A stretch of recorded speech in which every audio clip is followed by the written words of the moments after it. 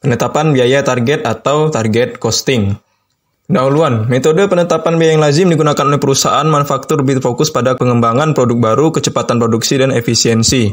Teori kendala dan perhitungan biaya siklus hidup. Pada target costing penting catat adanya peran desain produk dalam mengurangi biaya dalam tahap pembuatan dan tahap hilir suatu produk. Kendala digunakan untuk mengurangi biaya manufaktur.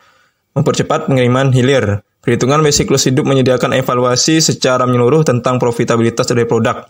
Jadi, target costing atau misalnya biaya dari suatu target itu akan berpengaruh kepada harga dari produk, terutama produk baru. Produk yang kita kembangkan, produk yang sedang kita kembangkan, nah itulah dia. Kenapa ini perlu kita lakukan? Karena dengan adanya seperti itu, kita bisa membuat itu berapa yang layak dikenakan pada konsumen, terus bisa mempercepat produksi dan efisiensi biaya. Nah, metodenya itu ya salah satunya tadi ya target costing. Kemudian ini juga bisa mengurangi biaya dalam pembuatan dan tahap hilir. Maksudnya apa? Ketika membuat sampai nanti produk itu jadi, itu bisa dikurangi biayanya. Itulah target costing. Jadi kita itu menargetkan biaya seperti ini dengan harapan nanti biaya akhirnya akan seperti ini. Harganya atau harga produk itu bisa ditekan. Itu harapan dari adanya analisis target costing. Nah, di sini ketika adanya kita itu menargetkan sesuatu biaya, pasti harus mengenal kendala yang akan terjadi juga. Makanya di sini teori kendala untuk mengurangi biaya manufaktur dan mempercepat pengiriman hilir atau pengiriman produk. Hilir itu maksudnya adalah tahap akhir ya. Jadi dalam suatu sungai itu juga hilir. Nah, ketika produksi juga tahap akhirnya itu biasanya dikenal dengan hilir. Biaya itu akan terkait dengan profitabilitas dari suatu perusahaan atau kemampuan perusahaan dalam menghasilkan laba. Jadi, ketika misalnya perusahaan itu memperhitungkan biaya itu dalam target, mereka juga akan memperhitungkan keuntungan target, penjualan target. Konsep dasar penetapan target costing.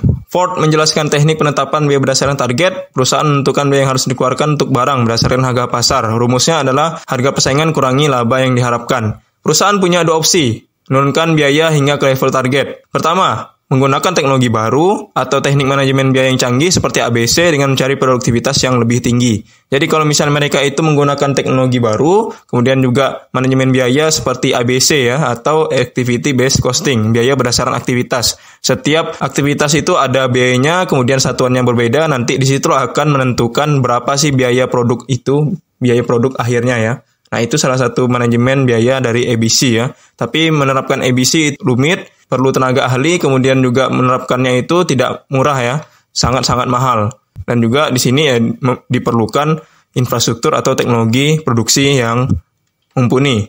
Melakukan desain ulang terhadap barang dan jasa. Hal ini dapat menguntungkan banyak perusahaan karena mengakui bahwa keputusan atas desain sangat mempengaruhi total biaya. Jadi gini, kalau misalnya perusahaan itu melakukan desain produk itu pasti ada biayanya. Mendesain atau membuat produk, merancang produk itu pasti ada biayanya. Oleh karena itu, ketika perusahaan itu melakukan desain ulang, itu akan berpengaruh pada biaya yang diproduksi, biaya yang akan dihasilkan dari produk itu juga kan. Nah, salah satu contohnya adalah ketika perusahaan itu dari awal yang menggunakan bahan besi ke bahan plastik, itu pasti akan mengurangi biaya yang cukup banyak ya. Itu salah satu contoh. Jadi, kalau misalnya kita itu melakukan desain ulang atau perancangan ulang dari suatu produk, itu bisa atau akan berdampak pada pengurangan biaya. Tergantung penggunaan bahan dan tergantung dari desainnya juga kan. Ya, jadi itu juga harus dipertimbangkan. Desain dan produknya itu terbuat dari bahan apa.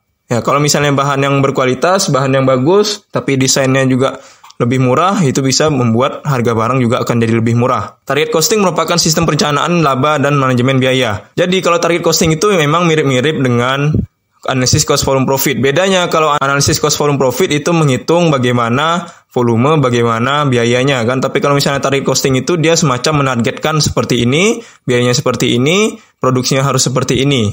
Ya, memang ada mirip-mirip target costing itu dengan analisis cost volume profit.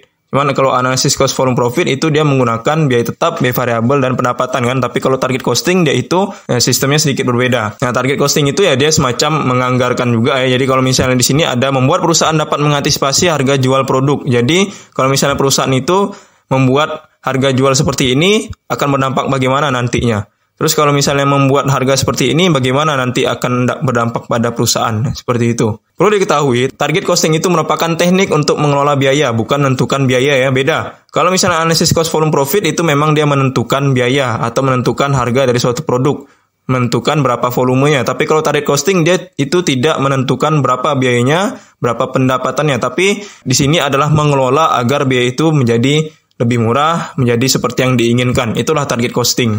Nah, metode ini sebenarnya pertama kali dirancang di Jepang pada industri mobil dan peralatan pabrik, sampai ke Amerika dan negara lain. Menentukan biaya melalui proses target costing, market driven costing. Dalam perencanaan produk, perusahaan akan mengembangkan gambaran jelas tentang fitur produk yang diperlukan untuk memenuhi harapan pelanggan. Jadi, ya market driven itu semacam biaya yang berdasarkan dari orientasi pasar. Yaitu mengembangkan fitur produk seperti ini, gambarannya seperti ini. Nah, ini diharapkan dapat memenuhi kebutuhan pelanggan ya. Jadi kalau misalnya dengan adanya seperti ini, fitur produk seperti ini diharapkan dapat memenuhi harapan pelanggan. Harga target penjualan adalah harga pasar yang diantisipasi untuk produk yang didasarkan pada kebutuhan dan harapan pelanggan. Nah, itu juga ya, harga target penjualan itu ya semacam harga pasar yang diantisipasi produk ya. Jadi berdasarkan keadaan, berdasarkan kondisi, berdasarkan harapan pelanggan, berdasarkan harga pasar juga, terus strateginya juga. Biaya yang diizinkan dapat diperkirakan yang merupakan biaya target untuk produksi produk jika ingin dijual dengan harga jual target dan menghasilkan tingkat pengembalian yang diperlukan dalam bisnis. Produk level target costing, jadi biaya target tingkat produk. Pengurangan biaya yang diperlukan untuk mencapai biaya yang diizinkan sebagai tujuan pengurangan biaya. Jadi biaya itu perlu dikurangi, tapi pasti ada tingkatan, pasti ada level tertentu. Bukan berarti biaya itu bisa dikurangi semau hati. Kalau misalnya mengurangi biaya semau hati, sampai ke serendah-rendahnya pasti akan ada pemotongan atau ada pengurangan sumber dayanya ya. Otomatis kalau misalnya kita itu mengurangi biaya, pasti akan ada sumber daya atau fasilitas atau infrastruktur yang tidak terpakai. Oleh karena itu, untuk menghitungnya, perusahaan perlu memperkirakan biaya termasuk biaya hulu dan hilir, desain, sumber daya yang disebut dengan biaya saat ini. Dalam menetapkan tujuan pengurangan biaya target, mungkin perlu negosiasi antara anggota tim untuk menemukan mana yang dapat ditemukan penghematan biaya. Nah, disinilah ada biaya target ya, jadi dia itu sudah menganalisis biayanya seperti ini, targetnya seperti ini, pasti dia itu perlu, atau misalnya ada diskusi antara divisi satu dengan divisi lain, terus nanti antara divisi satu dengan divisi lain itu dia akan mencari mana yang perlu atau mana yang harus dihemat biayanya. Nah, oleh karena ini perlu adanya koordinasi yang baik antara divisi ya, antar divisi atau antara bagian dalam perusahaan. Jika perusahaan memperkirakan dapat mencapai penghematan biaya sebesar 50.000, yang perlu diperhatikan di sini adalah angka tantangan pengurangan biaya strategis. Tidak terlalu tinggi, karena semakin besar berarti bahwa bisnis kurang efisien dibanding dengan pesaingnya, atau bahwa harga target margin keuntungan lebih tinggi daripada pesaing. Biaya target dipecah menjadi ditetapkan untuk proses perakitan, pengemasan, dan proses distribusi. Jadi kalau misalnya target biaya itu bukan hanya secara keseluruhan ya, dia harus dipecah-pecah menjadi pertama perakitan, pengemasan, kemudian nanti adalah proses distribusi. Sehingga dengan ini tiap bagian utama bisnis akan memiliki biaya target sendiri dan pengurangan biaya untuk mencapai tujuan. Teknik rekayasa nilai melibatkan analisis desain produk dan proses produksi untuk menghilangkan elemen yang tidak bernilai tambah untuk mencapai biaya target. Ini juga ya, jadi kalau misalnya dia itu sudah analisis per komponen, berarti dia itu harus memperhitungkan mana elemen yang sekiranya tidak bernilai, atau mana elemen yang serasa tidak perlu, atau elemen yang dirasa pemborosan. Nah, nanti dari situ akan dipangkas atau akan dipotong. Apa? Agar nanti bisa mempertahankan dan meningkatkan nilai ke pelanggan. Karena kalau misalnya ada elemen yang tidak terlalu bermanfaat untuk pelanggan, ya sebaiknya dihapus saja. Dalam menetapkan biaya target pada tingkat komponen dapat bekerja dengan masok ya. Jadi desainer atau pembuat atau perancang produk itu dia bisa berkolaborasi, bisa bekerja sama dengan pemasok agar nanti bisa mempertimbangkan bagaimana kualitasnya, bagaimana produk ini akan menghasilkan biaya yang cukup murah, relatif murah ya. Nah, di situ juga akan ada peran penting dari target costing. Rekayasa nilai digunakan dalam target costing untuk mengurangi biaya produk. Langkahnya adalah melakukan analisa konsumen ya, seperti survei pasar ya terhadap desain produk baru ya. Nah, ini semacam meminta masukan dari konsumen dengan adanya produk seperti ini, kira-kira apa yang diinginkan, apa yang menjadi kekurangan, apa yang menjadi kelebihan, terus kira-kira ini menutupi atau menyesuaikan dengan kebutuhan konsumen tidak. Ya, disinilah analisa konsumen mengidentifikasi pilihan konsumen untuk menjelaskan manfaat yang diinginkan. Dengan adanya produk baru, mungkin ada beberapa orang tidak terlalu kenal dengan produk ini, makanya di sini tugas dari perusahaan untuk bagaimana menjelaskan manfaat dari produk baru ini ya dibandingkan dengan produk yang lama. Mungkin saja produk baru ini lebih mahal, tapi harus menjelaskan manfaatnya lebih besar daripada biaya yang harus dikeluarkan. Rekayasa nilai yang digunakan tergantung pada fungsi produk, contohnya mobil dan produk elektronik. Nah, kalau misalnya produk elektronik, mobil itu adalah salah satu kebutuhan konsumen yang sering berubah-ubah ya. Karena apa? Karena faktor teknologi juga. Fungsinya juga, terus juga ada beberapa fitur yang ditambah, diupdate karena semuanya akan menyesuaikan keinginan dari konsumen. Konsumen menginginkan barang yang relatif murah pastinya ya, terus juga barangnya itu berteknologi tinggi, bensin irit kalau untuk mobil atau motor ya, bensin irit, kemudian juga nanti dia ada tampilan fitur yang lebih canggih, lebih mewah ya. Nah, disitulah ya, berarti ada kaitannya dengan desain produk, terus ada kaitannya dengan fitur, ada kaitannya dengan modifikasi dan safety ya. Kalau misalnya di mobil itu berarti safety ya, sedangkan produk lain seperti peralatan konstruksi dan alat berat, fungsi baru harus rancang sejak awal barang produksi sehingga tidak dapat ditambah atau diupdate. Karena apa? Kalau misalnya kita itu mengupgrade atau mengupdate mobil atau produk elektronik, itu mungkin biayanya masih lumayan murah ya. Terus juga karena itu barang yang tidak terlalu besar, jadi kalau misalnya di-update atau di-upgrade itu dia tidak perlu biaya yang cukup besar. Tapi kalau misalnya alat berat itu dari awalnya saja sudah mahal.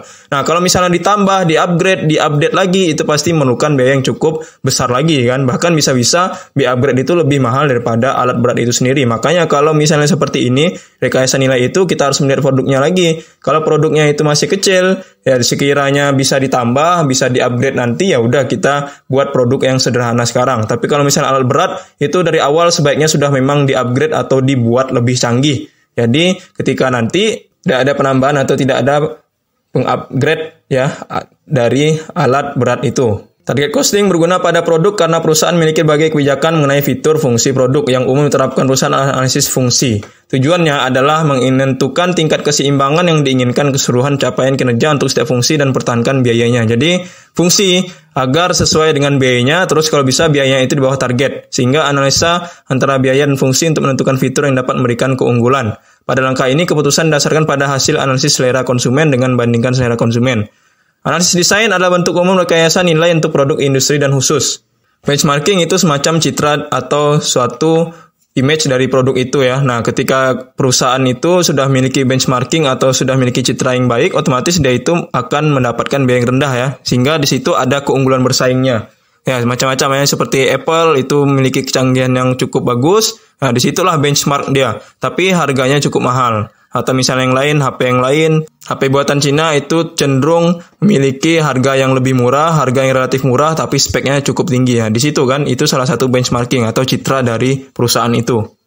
Hasil penelitian lapangan menunjukkan bahwa pasar yang berbeda menuntut fungsi dan biaya yang berbeda juga. Contoh, Nissan itu fungsi, tapi kalau Komatsu itu melihat produktivitasnya. Jadi kalau misalnya Nissan itu kan ya produk mobil ya, salah satu produk mobil, ya itu pasti melihat bagaimana fungsi dari mobil itu. Menyesuaikan dengan kondisi lahan, terus juga menyesuaikan dengan keinginan dari konsumen. Nah, tapi kalau misalnya Komatsu, dia akan membuat produktivitasnya meningkat. Artinya apa? Ketika per HM mesin ya, atau per jam mesinnya itu bisa menghasilkan atau bisa membersihkan lahan sebanyak berapa hektar. Berarti Komatsu di situ lebih kepada hasilnya. Tapi kalau misalnya Nissan itu lebih kepada fungsinya saja kan.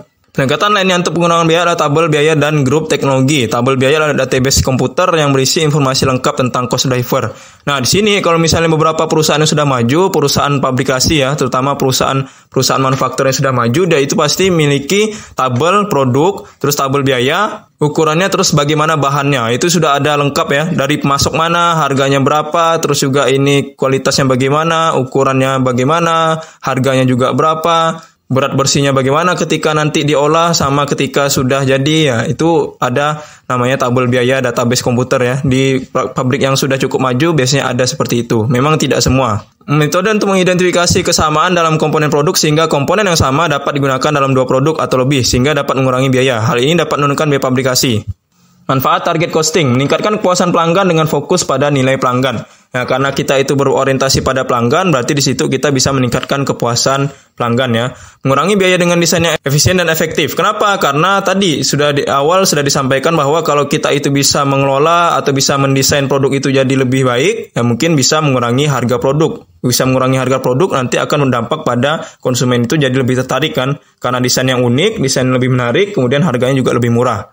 Membantu perusahaan mencapai profitabilitas yang diinginkan pada produk baru atau didesain ulang. Nah, karena misalnya target costing ini adalah menentukan biaya target, otomatis apa? Kita itu bisa mencapai profitabilitas atau mencapai keuntungan yang kita inginkan, terus juga di situ akan mencapai biaya berapa yang akan diperlukan. Sehingga di sini akan ada terkait dengan produk baru ya. Bisa mengurangi waktu yang diperlukan untuk pengembangan produk, peningkatan koordinasi manajer. Nah, karena tadi ya desain itu membutuhkan kerjasama antara divisi satu dengan divisi lain. Jadi kalau misalnya di sini akan meningkatkan namanya kerjasama atau koordinasi ya. Terus bukan hanya bagian desain saja, tapi juga bagian produksi, bagian inspeksi, kemudian juga nanti akan terkait dengan bagian pemasaran. Meningkatkan kualitas produk secara menyeluruh dengan desain yang hati-hati dan dipertimbangkan secara jelas pada saat desain. Nah, karena misalnya di sini mendesain ulang atau membuat produk itu dari awal, merancang produk itu dari awal, sehingga di sini perlu dipertimbangkan kehati-hatian dalam perancangan produk. Karena apa? Nanti kalau misalnya tidak hati-hati dalam merancang produk, itu akan berpengaruh pada produk juga kan. Sehingga di sini akan ditekankan namanya kualitas. Nah, kalau misalnya produknya itu sudah didesain dengan baik, kualitasnya juga diharapkan akan baik pada saat pada saat barang itu sudah diproduksi atau pada saat barang itu sudah jadi ya, dan siap dipasarkan untuk ke konsumen. Memfasilitasi koordinasi desain, produksi, manufaktur. Nah, karena memang target costing itu melibatkan semua bagian, otomatis di sini akan meningkatkan kerjasama ya. Kerjasama antara satu dengan yang lain, terus kerjasama antara bagian desain, bagian produksi, bagian manufaktur, bagian pemeriksaan, bagian pemasaran, bagian distribusi, bagian sumber daya manusia, dan bagian-bagian lainnya kan. Jadi, di sini akan semakin meningkatkan koordinasi antara bagian. Perhitungan biaya Kaizen. Kaizen artinya perbaikan terus-menerus. Sebenarnya Kaizen ini sudah pernah saya bahas di beberapa video sebelumnya ya, yaitu Total Quality Management kan. Jadi di situ juga ada sedikit bahas Kaizen, di sini juga akan bahas lagi Kaizen. Nah, Kaizen itu sebenarnya konsep atau filosofi dari Jepang, artinya perbaikan terus-menerus. Atau bisa dibilang di sini caranya adalah bagaimana membuat biaya itu semakin lama semakin turun. Itu adalah hal yang cukup rumit ya, karena kita tahu bahwa semakin lama biaya itu malah semakin naik kan. Nah, bagaimana di situ tantangannya perusahaan itu agar membuat biaya itu makin lama makin murah, tapi nanti akan pengaruh pada pendapatan yang semakin meningkat. Saat bahan baku dipesan atau waktu produksi untuk pesanan dimulai, waktu selesai siklus juga definisikan sebagai waktu produksi selesai dan siap dikirim. Nah, waktu siklus, ya siklus produk itu pertama saat bahan baku dipesan, terus pada saat produksi itu sudah dimulai, kemudian pada saat pesanan sudah berlaku. Ini juga ya, berarti sudah mulai dari produksi sampai ke siap dikirim. Itu siklus produk. Jadi, produk itu juga memiliki siklus pada saat awal yaitu bahan baku, pada saat pertengahan produksi, kemudian pada saat pesanan atau pada saat distribusi dilakukan ke konsumen. Nah, itu juga ya, berarti disitulah akhir dari siklus produk ya ketika sudah sampai ke konsumen. Teori kendala, filsafat manajemen yang menyeluruh yang dimaksudkan untuk membantu organisasi agar dapat mencapai tujuan. Intinya adalah semua sistem manajemen memiliki keterbatasan dalam meraih tujuannya. Nama juga teori kendala ya, berarti di sini mengidentifikasi bagaimana kendala yang terjadi dalam suatu perusahaan. Di sini juga akan melihat apa yang kira-kira membuat organisasi itu bisa terhalangi mencapai tujuannya. Nah, itulah ya. Jadi, pastinya dalam satu manajemen pasti ada keterbatasan dalam meraih tujuannya karena ada kendala. Entah itu kendalanya satu ataupun kendalanya banyak.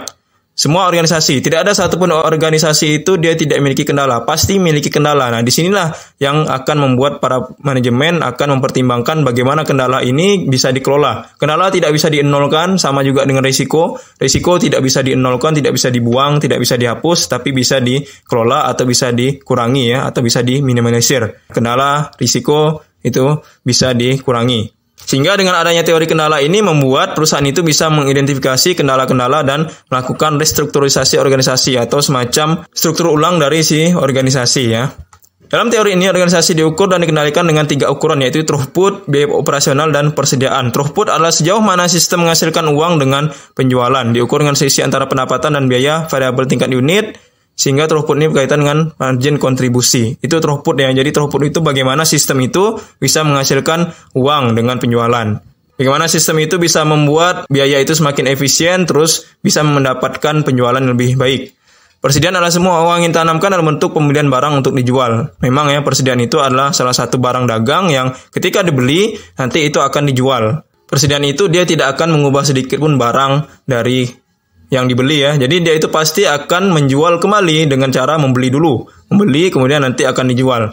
Sedikit pun tidak ada dirubah. Memang itulah persediaan barang dagang ya. Beda dengan perusahaan manufaktur. Kalau perusahaan manufaktur dia itu beli bahan mentah itu akan menjadi barang jadi. Tapi kalau misalnya di persediaan barang dagang, di perusahaan dagang sudah pasti dia itu beli untuk dijual. Tanpa sedikit pun dia mengubah dari produk itu. Biaya operasional adalah semua uang yang dibelanjakan sistem untuk mengubah persediaan menjadi throughput. Produk yang lebih berkualitas. Dengan jumlah persediaan yang rendah, perusahaan memungkinkan untuk mendeteksi kerusakan secara lebih cepat dan segera diatasi. Ya memang itu ya, kalau misalnya produknya itu sudah bagus, berkualitas, nah membuat persediaan akan menjadi rendah. Persediaan rendah itu dianggap bagus. Artinya apa? Kalau misalnya perusahaan itu memiliki persediaan yang sedikit, berarti dugaan sementara perusahaan itu adalah laku ya. Nah, laku. Nah, dengan adanya produk yang berkualitas itu membuat perusahaan dapat mendeteksi kerusakan secara lebih cepat ya, karena memang produknya dari awal sudah berkualitas ya, sehingga nanti diharapkan kerusakan itu bisa diminimalisir, terus ada kelihatan dari awal sebelum sampai konsumen itu sudah bisa dideteksi atau sudah bisa diketahui. Perbaikan produk juga merupakan unsur kompetitif yang penting dan harus segera dipasarkan sebelum pesaing melakukan hal yang sama. Jadi produk itu pasti ada kerusakan atau ada kekurangan. Nah, di sinilah tantangan perusahaan harus memperbaiki bagaimana produk itu agar bisa jadi lebih maksimal fungsinya.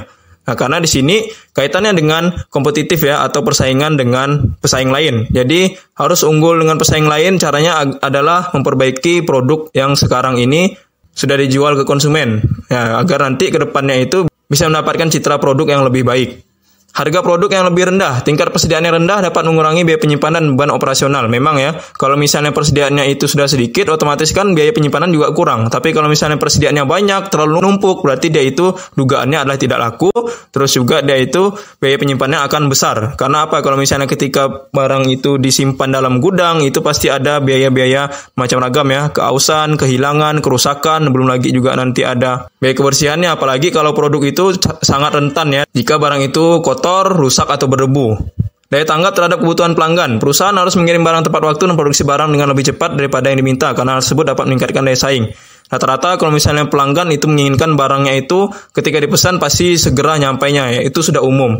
Jadi pelanggan dimanapun ketika dia memesan barang, membeli barang, pasti dia itu harapannya ya segera jadi, cepat jadi ya. Di sini tantangan perusahaan juga kan agar membuat produk itu jadi lebih cepat diproduksi, kemudian juga kiriman barangnya itu jadi lebih tepat waktu. Nah, ini juga akan meningkatkan daya saingnya. Jadi kalau misalnya perusahaan lain bisa jauh lebih cepat, itu membuat ya konsumen akan lebih percaya atau beli ke perusahaan itu kan. Nah, karena itu tadi, kalau perusahaan kita lambat, tidak tepat waktu, otomatis konsumen bisa kabur. Tapi kalau misalnya perusahaan kita bisa menghasilkan yang lebih cepat produksinya, terus pengirimannya tepat waktu, itu bisa menjadi nilai plus bagi perusahaan kita ya.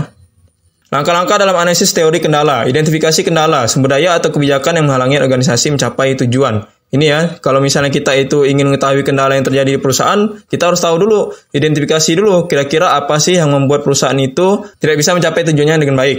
Nah, terus menentukan bauran produk, maksimalkan aliran atau arus produksi, menambah kapasitas, mendesain ulang. Jikalau misalnya produknya itu memiliki kekurangan atau memiliki kelemahan ya. Jadi dengan adanya desain produk ini diharapkan bisa memperbaiki citra perusahaan, perbaiki produk perusahaan, terus juga bisa membuat biayanya itu jadi lebih murah. Identifikasi kendala, menggunakan diagram jaringan dan analisis tugas. Diagram yang menunjukkan urutan proses dan jumlah waktu yang dibutuhkan untuk setiap proses. Nah, itu lebih hebat lagi ya. Jadi kalau misalnya perusahaan itu ketika melakukan produksi atau ketika melakukan operasionalnya, yaitu ada urutan prosesnya, jumlah waktu yang dibutuhkannya. Untuk membuat produk ini diperlukan waktu seperti ini. Untuk membuat yang sudah sampai setengah jadi diperlukan waktu berapa jam. Terus tenaga kerjanya berapa. Terus jam mesinnya berapa. Biaya yang akan diprediksi keluar itu berapa. Sumber kendala ada internal dan eksternal. Internal seperti jam mesin, tenaga kerja ya. Nah, memang itulah ya, kalau misalnya sumber kendala internal itu ya berarti kaitannya dengan di internal perusahaan itu kan, seperti jam mesin tadi, tenaga kerja, kemudian juga infrastruktur perusahaannya. Nah, kalau eksternal itu berarti terkait dengan di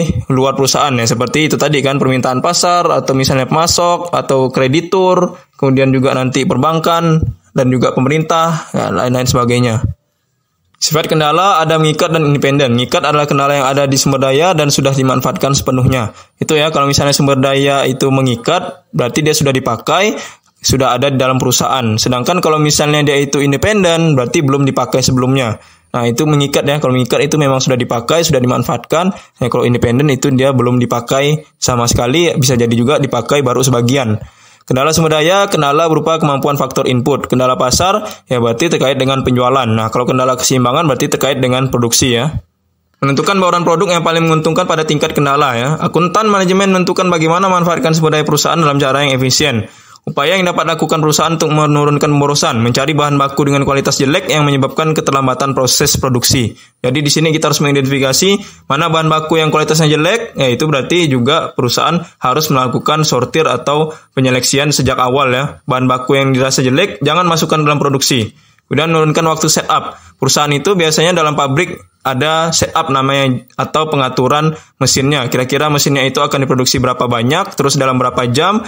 Kemudian bahan bakarnya bagaimana, itu setup. Jadi semacam pengaturan dari mesin itu. Menurunkan aktivitas lain seperti inspeksi atau perawatan mesin. Menyederhanakan proses produksi dengan cara mengubah semua aktivitas yang menghasilkan kendala yang mempersulit fungsi operasi. Jadi kalau misalnya proses produksi itu dirasa ribet, terlalu banyak, terlalu sulit, ya udah kita sederhanakan. Agar apa? Nanti kalau kita sederhanakan bisa membuat biaya jadi lebih murah juga kan.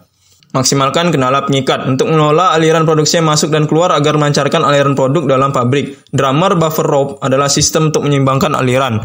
Drummer, kendala pengikat utama merupakan tingkat produksi keseluruhan pabrik, penggunaan jam mesin. Nah, itu drummer ya. Jadi, pengikat utama merupakan tingkat produksi. Tapi kalau rope itu memastikan barang dalam proses tidak melampaui tingkat yang dibutuhkan oleh buffer. Kalau buffer itu penyanggah waktu ya. Memang biasanya kalau dalam suatu perusahaan itu ada namanya buffer atau penyanggah waktu. Agar sumber daya yang memiliki kendala tetap sibuk dalam interval waktu tertentu. Maksudnya bagaimana? Jadi buffer itu adalah ya semacam perusahaan itu memiliki waktu sibuk, memiliki jam operasional sendiri. Nah, di situ agar perusahaan bekerja sesuai dengan jam operasional, jangan sampai melewati dari jam operasionalnya. Nambah kapasitas pada kendala. Untuk mengurangi pemborosan dan perbaiki waktu siklus, manajemen harus menimbang untuk menambah kapasitas untuk kendala dengan menambah atau memperbaiki mesin, menambah tenaga kerja langsung, lembur, dan menambah shift. Nah, sebenarnya dengan dilakukannya seperti ini ya, memang bisa membuat waktu siklus produk itu jadi lebih singkat ya, jadi lebih cepat karena mesinnya itu diperbaiki, terus tenaga kerja langsungnya ditambah, lembur juga ditambah, shift juga ditambah. Memang sih bisa mengurangi waktu siklus, tapi ini juga bisa membuat biaya jadi lebih mahal ya, karena apa ya, itu tadi kan perbaiki mesin pasti ada biaya, terus juga menambah tenaga kerja langsung biaya, lembur, nambah shift itu juga pasti ada biaya tersendiri kan. Makanya memang di sini bisa memperbaiki atau bisa mengurangi waktu siklus, tapi bisa juga membuat biaya jadi lebih boros. Mendesain ulang proses produk untuk mempercepat fleksibilitas dan produk life cycle atau siklus hidup produk. Respon lengkap untuk situasi pemborosan dalam merancang ulang proses produksi, seperti pengenalan teknologi produksi baru, mengurangi hal yang mempersulit produksi, dan desain ulang. Nah, jadi kalau misalnya suatu perusahaan itu ya diharapkan bisa mengurangi pemborosan dengan cara apa? Dia harus merancang ulang produknya, terus juga dia itu bisa membuat atau menggunakan teknologi baru. Karena kalau misalnya teknologi lama itu pasti boros, terus juga biasanya bahan bakarnya itu bisa membuat polusi ya. Nah, tapi dengan adanya teknologi baru itu bisa jadi lebih cepat, kemudian juga bisa mengurangi polusi udara, misalnya seperti itu kan. Terus juga bisa mengurangi hal-hal yang mempersulit produksi dan juga mendesain ulang. ABC dan teori kendala. Hubungan antara ABC dan teori ini adalah sama-sama digunakan untuk menilai profitabilitas produk. Perbedaannya adalah teori kendala menggunakan pendekatan jangka pendek dan melakukan analisis profitabilitas, sedangkan ABC menggunakan analisis jangka panjang. Jadi, teori kendala itu dia mengidentifikasi kendala atau risiko yang sedang terjadi tapi dalam jangka waktu yang cukup pendek. Tapi kalau misalnya ABC itu dia dalam jangka waktu yang cukup panjang. Karena apa? Memang kayak kita tahu sendiri bahwa ABC itu penerapannya itu rumit ya. Terus juga membutuhkan tenaga ahli, kemudian juga tidak bisa sebentar, dan juga diperlukan sumber daya yang cukup ya. Sumber daya yang mencukupi, infrastruktur yang juga mencukupi. Oleh karena itu ABC itu sudah pasti untuk jangka panjang. Biayanya juga cukup mahal. ABC itu penerapannya itu sangat mahal ya biayanya ya. Jadi ABC itu digunakan dalam jangka pendek, itu pasti sangat-sangat merugikan. Karena apa? ABC itu dia secara jangka pendek memang mahal, tapi jangka panjangnya itu akan murah. Beda ya dengan teori kendala ya. Teori kendala itu untuk jangka pendek saja memang akan murah, tapi untuk nantinya dia belum tentu murah juga. Teori kendala berasumsi bahwa sulit untuk mengubah biaya operasional dalam jangka pendek, sehingga tidak dilakukan identifikasi terhadap aktivitas individual. Jadi teori ini memang untuk jangka pendek, benar kan? Memang teori kendala itu untuk jangka pendek saja. Perbedaan teori kendala dan ABC. Tujuan utama, fokus jangka pendek melalui analisis margin yang didasarkan pada biaya bahan baku langsung. Itu kalau teori kendala. Kalau ABC itu fokusnya jangka panjang. Tadi sudah diketahui ya bahwa teori kendala itu untuk jangka pendek, kalau ABC itu untuk jangka panjang. Terus, kendala sumber daya dari teori kendala itu adalah secara eksplisit. Nah, kalau ABC itu tidak tercakup. Penggerak biayanya itu tidak ada manfaatan langsung penggerak biaya. Tapi kalau ABC itu adalah mengembangkan penggerak biaya. Penggunaan utamanya itu adalah optimalisasi aliran produksi, tapi kalau ABC itu adalah penetapan harga. Perhitungan biaya berdasarkan siklus hidup. Pendekatan alternatif untuk manajemen biaya mengakumulasi dan mengelola biaya selama siklus hidup produk. Ada dua aspek penting, yaitu biaya siklus hidup, fokus pada biaya produk dan masuknya semua biaya hulu dan hilir. Siklus hidup produk adalah waktu dari konsepsi produk sampai diberhentikannya produksi produk ya. Tahapan siklus produk itu adalah pertama perencanaan, terus juga desain, produksi, distribusi. Nah, itu kalau misalnya jangka waktu atau siklus hidup produk seperti itu ya. Pertama adalah desain perencanaan, kemudian desain produknya, kemudian memproduksi, baru didistribusi dan dukungan pelanggan. Jangka waktu siklus hidup produk bervariasi dari satu produk ke yang lainnya. Memang ya, antara produk satu dengan produk lain, antara perusahaan satu dengan perusahaan lain, antara pabrik satu dengan pabrik lain, itu jangka waktunya itu bisa berbeda ya, jangka waktu siklus hidup produknya. Makanya kalau misalnya perusahaan ini harus mempertimbangkan bagaimana siklus hidup produk di suatu perusahaannya sendiri, bahkan mungkin di departemennya sendiri. Nah, ini contohnya. Jadi biaya hulu dan hilirnya tinggi itu adalah mobil dan farmasi. Nah, mobil itu pada saat awal, pada saat akhir pun dia akan mahal. Tapi kalau misalnya biaya yang hulu tinggi, maksudnya adalah biaya awal tinggi ya. Hulu itu ya memang dari awal. Yang awalnya tinggi itu adalah seperti apa? Perusahaan software medis. Software medis itu memang di awal-awal belinya besar ya, apalagi perusahaan software itu di awal-awal belinya cukup mahal, tapi nanti akan jadi lebih murah. Terus kalau biaya hilir tinggi atau biaya akhir tinggi itu apa? Seperti pengecer, parfum, dan kosmetik. Artinya apa? Kalau misalnya biaya hilir tinggi itu dia harus produksi massal agar bisa menghasilkan biaya yang murah. Nah, nanti ketika dijual, biaya produknya itu akan cukup menyesuaikan dengan konsumen ya. Pentingnya desain. Desain dapat mempengaruhi rencana produksi, pemasaran, dan pelayanan. Memang ya, kalau misalnya desain itu atau bentuk dari produk itu bisa mempengaruhi bagaimana produksi itu akan dimulai, terus nanti rancangannya bagaimana, terus ketika dipasarkan juga bentuknya seperti apa. Layanan juga nanti bagaimana kan. Memang gara-gara satu proses desain itu akan mempengaruhi semuanya. Ya, produksinya nanti berarti desainnya akan seperti ini. Terus juga nanti akan dirapikan seperti ini, bentuknya seperti ini, terus pemasarannya akan dikonsep juga menyesuaikan dengan bentuknya juga kan. Pelayanan juga begitu, pelayanan akan menyesuaikan dengan bentuk dari produk itu. Biaya desain juga dapat menentukan biaya lainnya yang dikeluarkan perusahaan selama siklus hidup produk. Terdapat beberapa keberhasilan mempercepat waktu rilis. Persaingan ketat dapat membuat perusahaan cenderung untuk segera merilis produk barunya. Memang ya, kalau misalnya pesaing itu makin banyak, sudah makin di mana-mana itu sudah bisa membuat produk serupa, itu kan akan menjadi tantangan bagi perusahaan kan. Maka dari itu, dia harus mempercepat rilis produk baru itu ke pasar segera. Karena kalau misalnya tidak disegerakan, bisa-bisa akan dilui oleh perusahaan lain. Menurunkan biaya layanan. Nah, ini juga penting ya. Jadi kalau misalnya layanan itu diharapkan bisa turun. Apa misalnya biaya melayani konsumen atau misalnya membuat konsumen itu jadi lebih cepat produknya itu diinginkan, ya lain sebagainya. Mempermudah produksi. Desain produk yang mudah dapat mengurangi biaya produksi atau mempercepat waktu produksi.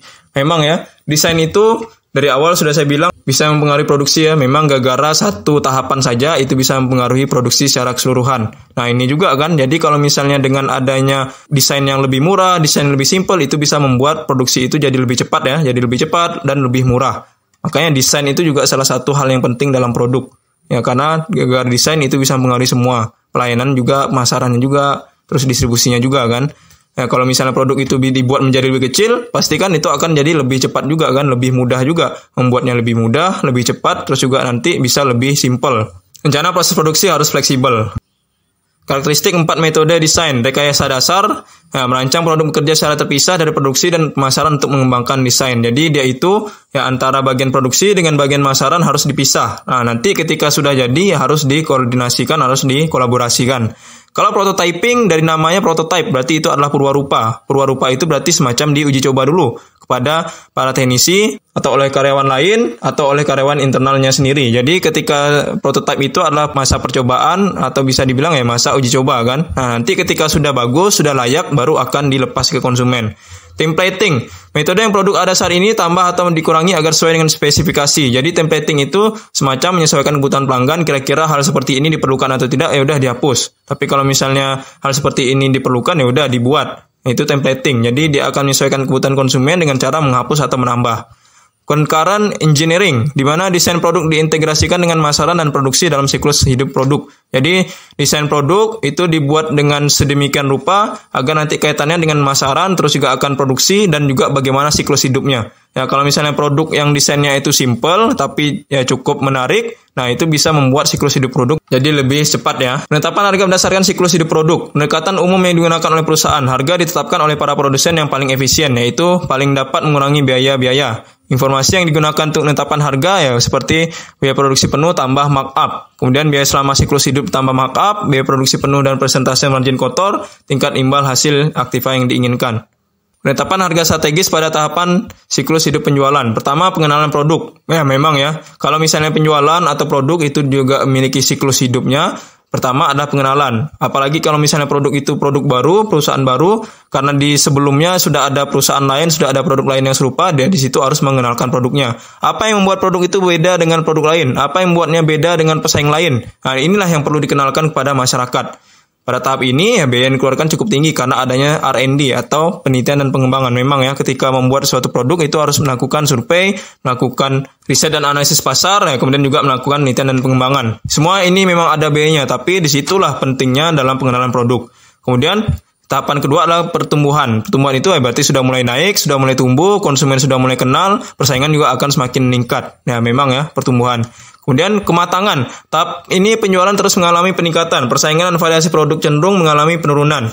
Ya, jadi kematangan ini berarti sudah tahap puncak ya. Ya, bisa dibilang tahapannya itu sudah cukup mencapai penjualan yang tertinggi ya, di sini akan mengalami peningkatan. Nah, terus nanti ketika sudah matang dia akan mengalami namanya penurunan. Ya, memang siklus hidup pasti akan seperti itu. Penjualan juga seperti itu, produk juga seperti itu, manusia juga akan seperti itu ya. Jadi tumbuh, berkembang, matang, kemudian nanti akan mengalami penurunan. Ketika terjadinya penurunan ini ya, jumlah penjualan pesaing itu harga cenderung stabil, perusahaan yang bertahan adalah yang dapat mengendalikan biaya. Jadi menurun, ketika menurun, nah bagaimana caranya agar meningkat lagi? Berarti perusahaan itu harus melakukan inovasi kan, atau harus melakukan desain ulang produk. Ya, di sini menjadi tantangan sendiri, perusahaan harus bagaimana mengendalikan biaya, bagaimana mengendalikan kualitas dan kiriman, dan pelayanan yang lebih baik. Baik, sampai di sini semoga bisa dipahami semua yang sudah saya jelaskan ya.